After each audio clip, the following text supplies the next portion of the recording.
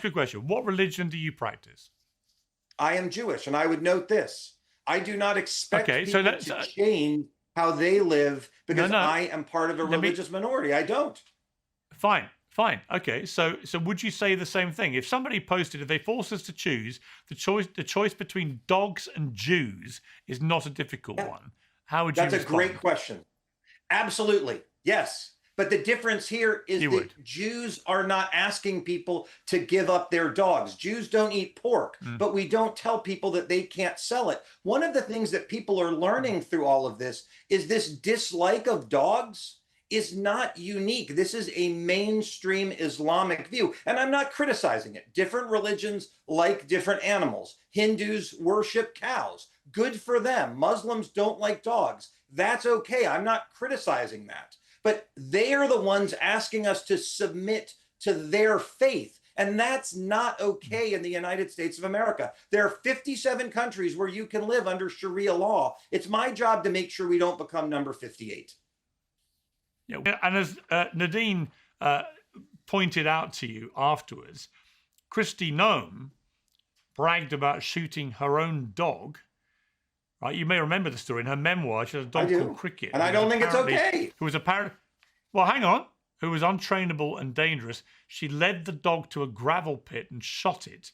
It wasn't a pleasant job, but it had to be done. Should she be deported? I think you're conflating two things. I don't think shooting a dog is an okay thing to do. She shot a dog. But Kristi Noem is not telling me I have to shoot my dog. That's the difference. It's not that Kristi Noem doesn't like a dog. It's not that Nadine and so many others don't like dogs. It's that they are telling me Islam is coming to New York City. You're not going to have a dog. Kristi Noem shot her own dog, put it in her memoir, bragged about it. And Randy Fine still wants Muslims deported over dogs. Watch this one. Congressman Randy Fine posts that if he has to choose between dogs and Muslims, the choice isn't hard. Piers reads it back to him, word for word, and Fine spends the next 15 minutes trying to explain why that's not what it sounds like. And here's the moment that actually breaks him. Fine is Jewish. So Piers asks the obvious question. Would you accept that sentence with Jews instead of Muslims? Watch him scramble for a distinction that barely holds. But it's the ending that really gets him. Piers brings up Kristi Noem, who didn't just dislike dogs, she killed one, in writing, on the record, and asks Fine, should she be deported too? Watch him try to explain why a woman who actually shot a dog is fine, but 2 billion people who simply don't like them aren't. If you're tired of watching bigotry, get dressed up as principle until someone just asks the obvious follow-up question. Subscribe to The Honest Perspective. We ask the follow-up. I'm Neil. This is The Honest Perspective. Let's get into it. So it takes quite something to unite Gavin Newsom and Megyn Kelly. And what it was what you posted on X. You said if they force us to choose, the choice between dogs and Muslims is not a difficult one. To which I responded to you when I read that, you disgusting prick. To which you responded, Piers, what is disgusting is a major New York City Muslim leader saying we must give up our dogs because NYC is coming to Islam. We will not be shamed into being conquered like the Europeans. I choose my dog. Then you said, I know my first appearance on your show didn't go well for you, but if you want to try again, I'm happy to administer another beating, which I'm very, very pleased to see that you've decided to do that again. Me now having recovered from the first one. The comment you were responding to was by someone who's been on my show a few times, Nadine Kiswani. She's the co-founder of the pro-Palestinian group within our lifetime. She wrote this: finally, NYC is coming to Islam. Dogs definitely have a place in society, just not as indoor pets. Like we've said all along, they are unclean. She later clarified, also clearly trying to weigh in on an issue unaware of the current NYC discourse where we're collectively jokingly hating on dogs given all the visible dog shit and the unmelted snow, laughing my ass off, followed by laughing my ass off at the Zionists frothing at the mouth at this, thinking they're doing something. It's obviously a joke. I don't care if you have a dog. I do care if your dog is shitting everywhere and you're not cleaning it. So she says she made a glib comment, which is intended as a joke. I certainly read it that way. But your response, the reason it enraged people so much, was just so brazenly bigoted. You made no attempt to even hide it. The choice between dogs and Muslims is not a difficult one. Explain what possessed you to do that. Well, thanks, Piers. First, I would sort of clarify what's actually occurred here. That woman made that comment. There was nothing funny. There was nothing sarcastic about it. It said, finally, Islam is coming to New York. Dogs are unclean, and we should not have dogs as indoor pets. No reasonable interpretation could find that funny. Several days later, after millions of people had seen it, she tried to backtrack by saying that it was a joke. And my response was clearly in response to that. And you left out the important part of it. I said, if they force us to choose, I don't want to choose. If Muslims want to be in the United States and they want to practice their religion and go to mosque, that's great. But if they make us choose, as this woman would like us to, between owning a dog and having our neighbors say you can't have a dog, the choice is not a difficult one, I think, for me and the overwhelming majority of Americans. I think that's simple. I don't know how in this country, that's exactly what I said. Yeah. And I don't know how in this country we reach the point where not only do we have to let people come here, but we then have to change how we live in order to make them happy. I don't agree with that, and I'm not ashamed of saying it. But you see, if only you had phrased yourself exactly how you've just phrased yourself, it wouldn't have caused half the outrage it caused, because you qualified it by saying that. Muslims who hate. Well, no, you just qualified it by saying something you didn't actually say. You said Muslims who hate dogs or whatever. You qualified it. Actually, what you tweeted, and I'll repeat the whole thing in full. If they force us to choose, the choice between dogs and Muslims is not a difficult one. As Alexandra Ocasio-Cortez said about what you said, this is genuinely one of the most disgusting statements I've ever seen issued by an American official. It should not stop shocking us that the Republican Party openly embraces this. Fine should be censored and stripped of committees. To ignore this is to accept and normalize it. Gavin Newsom, California governor, said, resign now, you read racist Gavin Newsom's slob. comment already, Piers. I think you've read it three times now. Look. Okay. But hang on 1 second. Let me just finish my point. Ro Khanna said we must call this what it is, disgusting bigotry. Fine must be censored. It's about morality and decency, not politics. But then, crucially, as I said earlier, Megyn Kelly, who is a prominent conservative commentator. I understand. Somebody you would never normally. Multiple times. So hang on.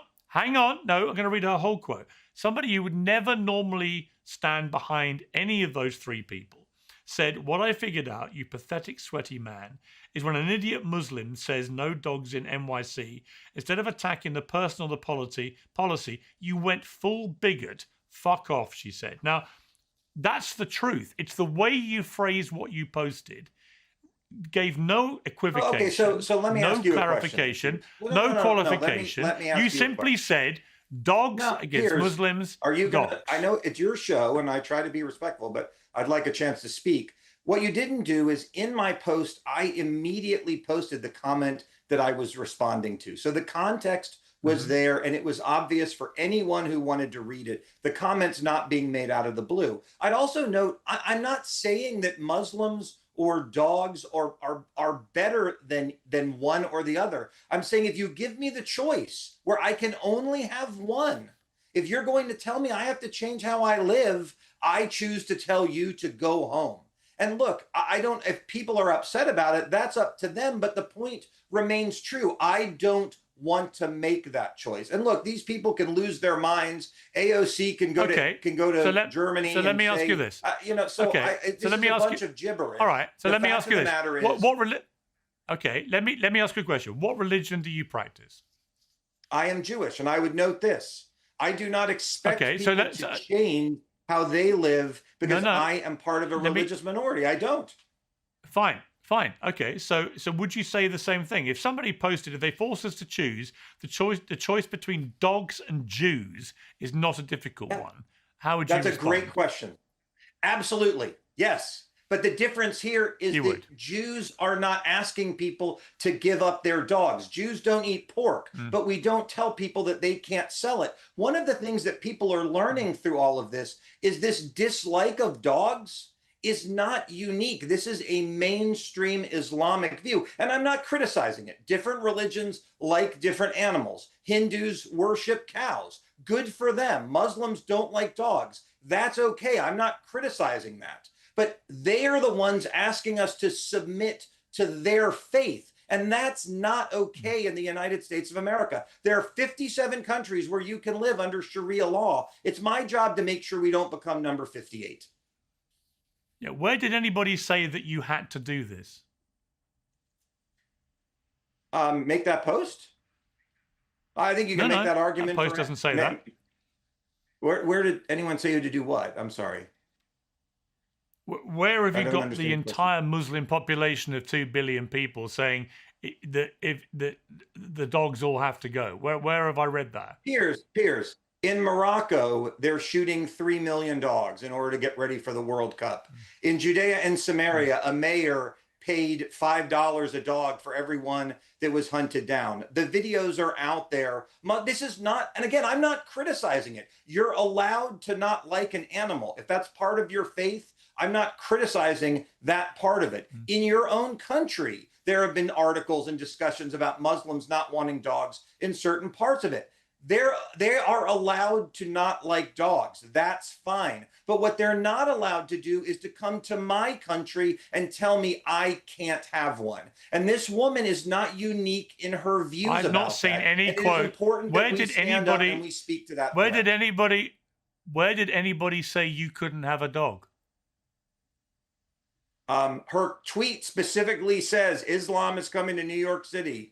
Dogs are not clean. They should not be held as indoor pets. I mean, I think it's very clear what she is saying. And again, that is not a unique sentiment from many who share that faith. So I'm just saying, come here, live your life, live in privacy, hate dogs all you want. That's okay. Just don't tell me that I can't have one. Don't tell my constituents that I can't have one. And again, if I have to choose between having dogs, which are part of the fabric of the United States, 65% of households have one, and a group of people who want to come here and say, I can't have them, they can go home.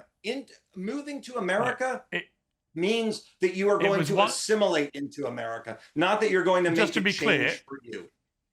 Yeah. Just to be clear, it was one Muslim who says she was joking, and it certainly read like a joke. No. And she didn't talk about. 2 days later. Wait a minute. She didn't.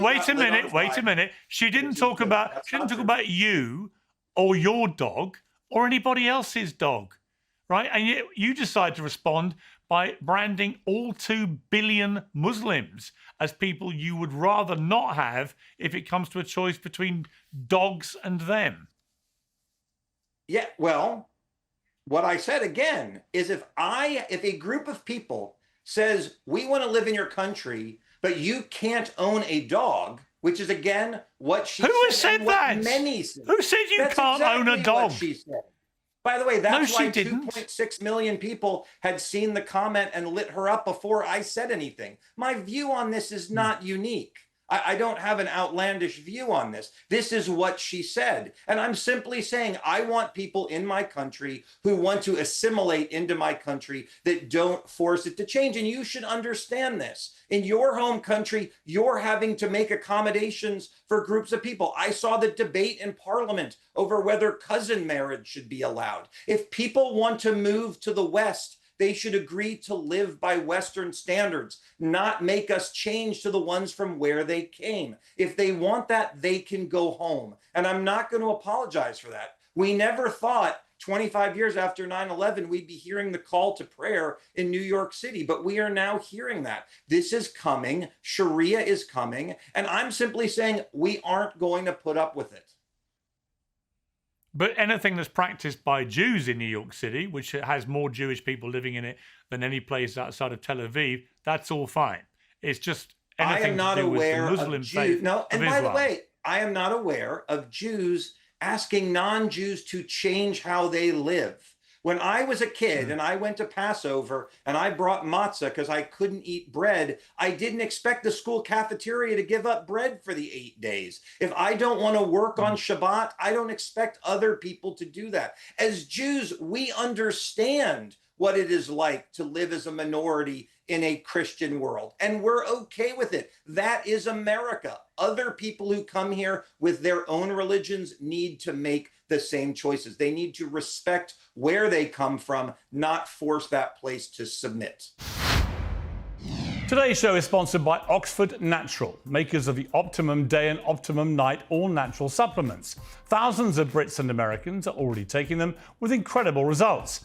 Optimum Day boosts your energy and supports weight loss throughout the day. Optimum Night helps you relax and get deep, refreshing sleep. They have countless success stories, including from some very familiar faces. England legend Michael Owen, who lost 40 pounds, AFTV's Robbie, who lost more than 100 pounds. To watch their full stories and many more, scan the QR code on your screen or visit oxfordnatural.com/Piers. And here's the best part. Use the code Piers and get 70% off your first order. Yes, 70% off with the code Piers. Last week, you called for the denaturalization and deportation of New York's new Muslim mayor, Zohran Mamdani. You labeled him Jihadi Mamdani. Do you have any evidence that he is a jihadi Islamic extremist who wants to commit acts of terrorism? Yeah, he campaigned with. Part of why this woman is so interesting, woman he campaigned with, advises him, is the woman that you're speaking in general, who is responsible for globalize the Intifada, college, radicalism, and all of these other things. He won't say globalize the Intifada is a bad thing. He stood up and he said that America needs to model its immigration policy off of the way Islam does it, yet non-Muslims can't go to Mecca. I mean, it's crazy, the sort of things that we're seeing in New York. And yeah, I actually think I've got a real issue with him as mayor. I don't think he was honest to become a citizen. I think he should be denaturalized and deported. And I've said that for a long time. Denaturalized and deported, because the Mamdani I've been listening to has been, since he was elected mayor, talking in a very inclusive manner about all people who want to live in New York. I've not heard a single jihadi sentiment come out of his mouth. In fact, quite the opposite. He's gone out of his way, for example, to try and mend a lot of the appalling bridges that have gone up between Jews and Muslims because of what's happened in Gaza, for example. That's all I've seen. I've not seen a guy. Are you kidding me? I've not seen it. Every well, what's he single done since person becoming mayor? Every single person he appoints has the most horrific backgrounds, involvement with CARE, which has been designated a terrorist organization in Florida and Texas, saying the most horrific things. I'm astounded that you would make that statement. And again, saying that he is not going to work with ICE because he wants to follow the precepts of Islam, which say non-Muslims can't go to Mecca. So I don't, how you can even make that statement. It's an absurd one. Do you basically just hate Muslims? Not at all. Not in the least.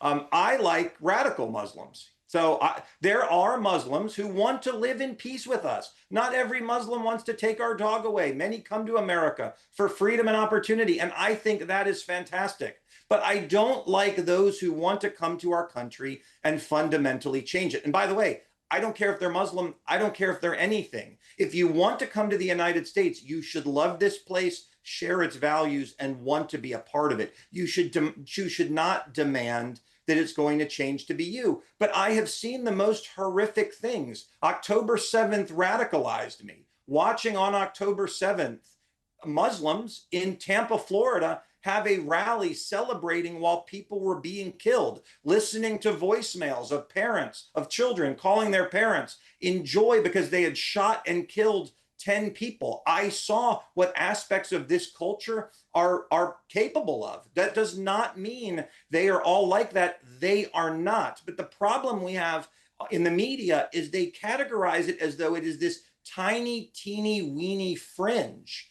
It's not. It's meaningful. It's also not 100%, but it's also not 0.1%. And I think that we have to have these discussions. The examples are too great. The Muslim mayor in Dearborn who told a Christian preacher, "You're no longer welcome in our city." The call to prayer in Minneapolis at 3:30 in the morning. I mean, these are not things that are simply okay in the United States. And I think we should say, come here, become part of us. Don't come here and demand that we change. What percentage of Muslims do you think want to come and take your dogs away?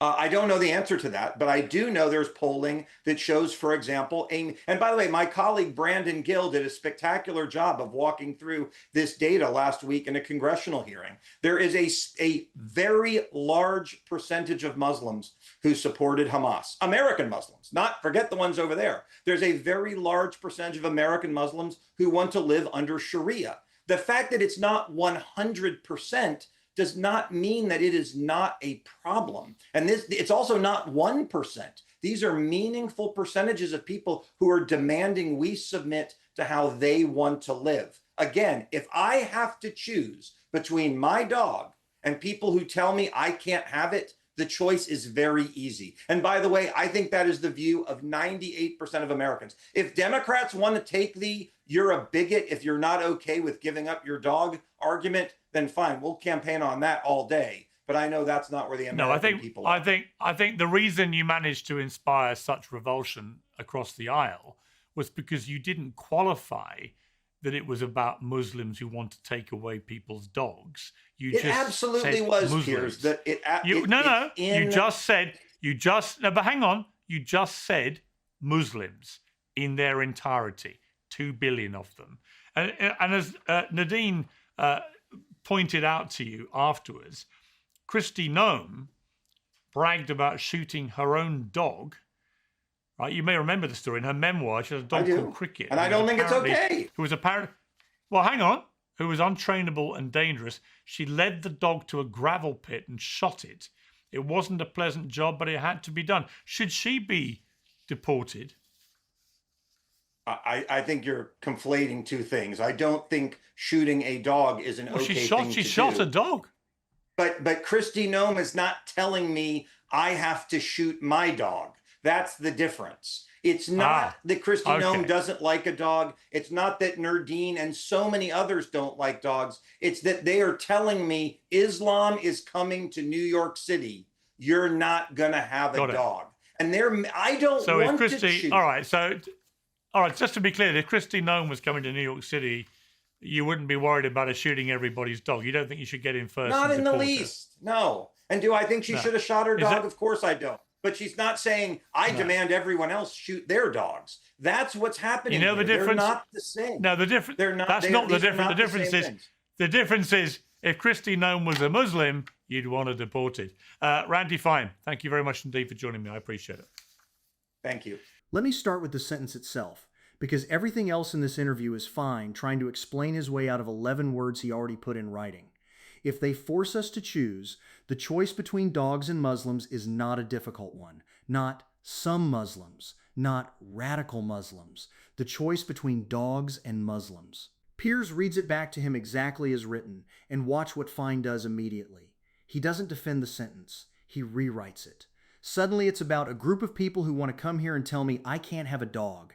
Suddenly it's qualified. Suddenly there's context that somehow didn't make it into the actual post. That's the first tell. When someone's explanation requires adding words they never said, the original sentence wasn't a slip. It was exactly what he meant, and now he's backfilling the version that sounds defensible. Now here's where it actually gets interesting, because Piers does something simple and devastating. He asks Fine what religion he practices. Fine says Jewish, and Piers asks the only question that matters. Would you accept that same sentence with Jews instead of Muslims? Watch Fine's answer, because it's the whole interview in miniature. He says the difference is that Jews aren't asking anyone to give up their dogs. That's it. That's the entire distinction. Not a principle about religion or belonging, just a claim that his own group doesn't make demands and theirs does. But notice what that actually concedes. He's not saying I'd never write a sentence like that about any group. He's saying I'd only write it about groups I've already decided are the problem. That's not a principle. That's a target list with a justification attached after the fact. And here's the part I want to sit on, because it's easy to miss under all the back and forth. Fine says as a Jew, We understand what it's like to live as a minority in a Christian world, and we're okay with it. He says it like it settles something. But that sentence is doing a lot of quiet work. It's saying, my minority group adapted quietly, so yours should too. And if you don't, you're the problem. That's not tolerance. That's a demand dressed up as a shared value, and it completely ignores that the very post he's defending is him refusing to extend to Muslims the exact accommodation he's describing his own community as having accepted. Then Piers presses on the actual evidence, and this is where the 2 billion people framing falls apart. Fine can't point to a statement, a policy, a bill, anything where American Muslims have organized to ban dogs. What he's got is one activist's tweet, later clarified as a joke about dog mess in New York, however you read that clarification, and scattered examples from Morocco and the West Bank. From that, he built a sentence about 2 billion people. Piers asks him directly, where did anyone say you have to give up your dog? And Fine can't answer with anything closer than it's a mainstream Islamic view. A preference is not a demand. Disliking dogs is not the same as telling your neighbor he can't own one. Fine collapses that distinction on purpose because the collapsed version is the one that lets him write the sentence he wrote. Now here's the ending, and it's the cleanest example of the double standard in the whole interview. Piers brings up Kristi Noem, not someone who dislikes dogs in the abstract, but someone who wrote in her own memoir that she led her dog to a gravel pit and shot it. An actual, specific, documented killing. And Piers asks the obvious question, should she be deported too? Watch Fine's answer. He says it's different because Noem isn't demanding everyone else shoot their dogs. Sit with that for a second. A woman who killed her own dog gets a pass because she only did it to her dog. 1.5 billion people who've done nothing to anyone's dog get grouped into a threat because of what one person on the internet said in a tweet that was arguably a joke. The actual harm and the hypothetical harm are treated in exactly the opposite proportion to how serious they actually are. That's not a coherent standard. That's a conclusion Fine reached first, with the reasoning built backward to protect it. Follow that logic all the way through, and you see what it actually is. It's not about dogs. It was never about dogs. It's a mechanism for making an entire religion sound like an incoming threat, using one out-of-context tweet as the evidence and, I'm just being honest, as the shield. And when Piers pointed out, calmly, that the sentence draws no distinction, no sum, no radical, no qualifier of any kind, Fine's real answer, underneath all the deflection, was that he doesn't think he needs one, because in his mind the category itself is the problem. So here's where this lands. A sitting member of Congress posted a sentence with no qualifiers about an entire religion of 2 billion people. When asked if he'd write the same sentence about his own faith, his answer was that his people don't make demands, as if that settles who deserves to be spoken about that way and who doesn't. And when confronted with an actual documented case of an ally killing an actual dog, he found a reason that didn't count, while an unverified tweet from one activist counted for 2 billion people. That's not consistency. That's who gets the benefit of the doubt, and who doesn't, decided in advance. If you believe a member of Congress should be able to explain a sentence like that without rewriting it first, subscribe to The Honest Perspective. We read what was actually written, not the version that shows up after the backlash. I'm Neil. Kristi Noem shot her dog. Fine wants to deport people for not liking one. Only one of those is a choice anybody actually made. That's The Honest Perspective, and that's where I'll leave you.